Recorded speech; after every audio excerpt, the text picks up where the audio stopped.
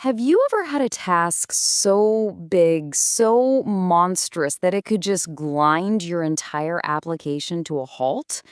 Well, today, we're diving deep into exactly that, a massive data refresh. We're going to figure out how to make it completely invisible to your users. How do you handle millions of records without anyone even noticing? Let's get into it. So picture this.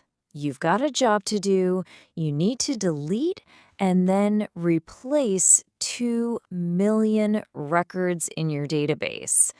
But here's the kicker. Your user is sitting there staring at the screen. You can't just show them a spinning loading icon for, what, 5, 10 minutes? No way. The app has to feel instant, even while it's doing this absolutely monumental work in the background. This is the classic pickle every developer finds themselves in. Your server gets this Herculean task dumped on it, but your user, they're expecting a response that's lightning fast. If you do this the wrong way, you're just asking for requests to time out, UIs to freeze, and some very, very unhappy customers. Okay, so when we're faced with a problem like this, our first instinct, almost always, is to write the simplest, most direct code we can think of. And it seems totally logical, right? But it's actually a classic anti-pattern, a trap that leads directly to all the problems we just talked about. So this is what that intuitive but flawed code looks like. It's super straightforward. First, you await the delete operation for all the old records. And only when that's finally done, you start inserting the new ones. It makes perfect sense on paper, but forcing the user to wait for both of these huge steps to finish, yeah, that's the trap. And the result of that trap? It's an absolute disaster for the user experience. They're stuck waiting, maybe for minutes. The request itself will probably just time out. And the front end? It's either going to freeze up completely or just throw some ugly error message. This isn't just a slow app. At this point, it's a broken app. All right, so how do we fix this mess? Well, the secret isn't just about trying to make the database faster, though don't worry, we're going to do that too. The real aha moment, the real breakthrough, is making all of that heavy lifting completely disappear from the user's point of view. It's all about creating an invisible refresh. So what do I mean by invisibility? It's exactly what this says, moving that entire long-running operation into the background. Think of it like a restaurant. The user, our customer, places an order at the front. They get an immediate, "You got it, we're on it." The kitchen, that's our background task, is doing all the hard work without making the customer just sit there and wait. And here is our blueprint for pulling off that invisibility. It's a really clear 3-step process. First, we're going to delete the smart way in batches. Second, we're going to insert all that new data using a specialized, high-speed tool. And third, the final piece of the puzzle, we're going to wrap the whole thing up in an asynchronous task to push it completely into the background. Okay, let's start with that delete.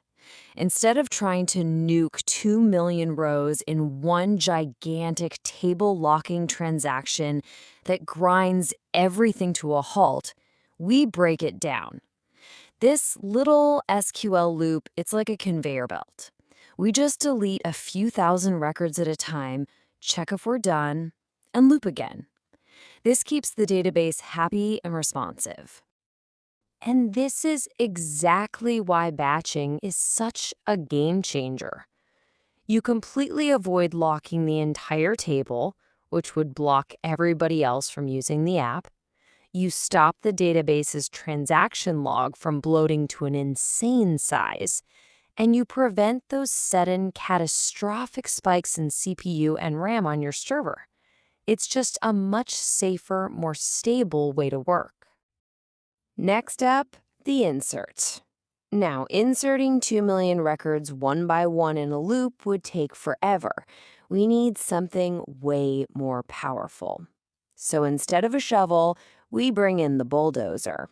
In the .NET world, that's a tool called SQL Bulk Copy. It's built for one thing and one thing only: stuffing a massive amount of data into SQL Server as fast as humanly possible. And hey, here's a little pro tip for you. If you want to squeeze out even more performance and you know for sure that no one else is writing to this table while you're doing this big refresh, you can add the table lock option.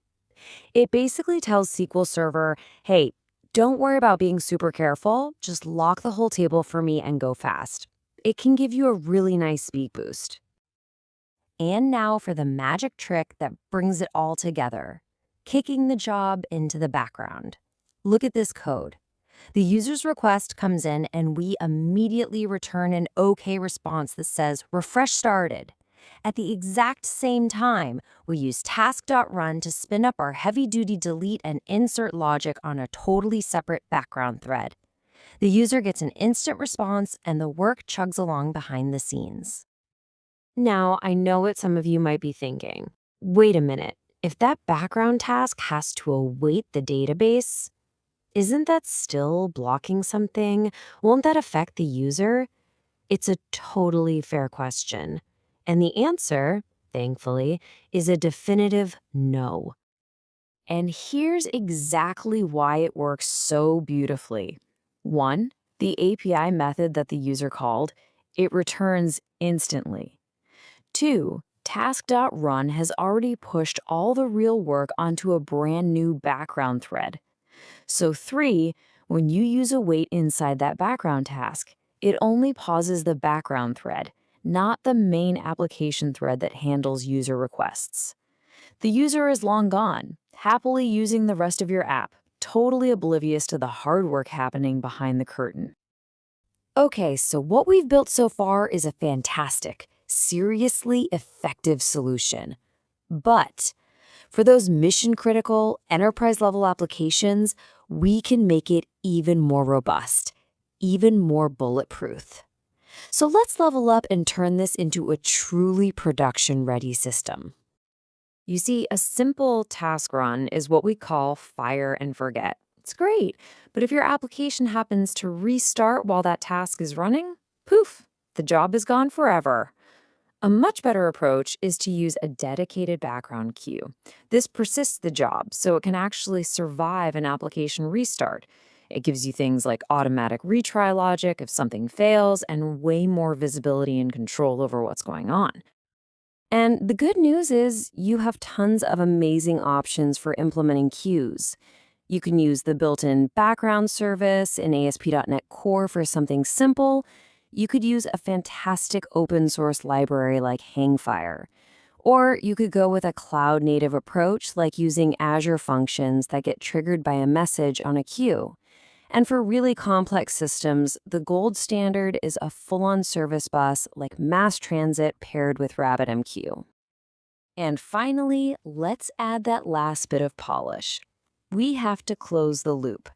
The process is running in the background, which is great, but how does the user actually know when it's finished? Well, we can use a real-time technology like SignalR. As soon as our background task is done, it can send a message directly back to that specific user's web browser, popping up a little notification that says, hey, your data refresh is complete. It's just a slick, professional experience. And that really is the main takeaway here. When you're building modern, high-scale applications, performance isn't just about raw speed. It's about perception.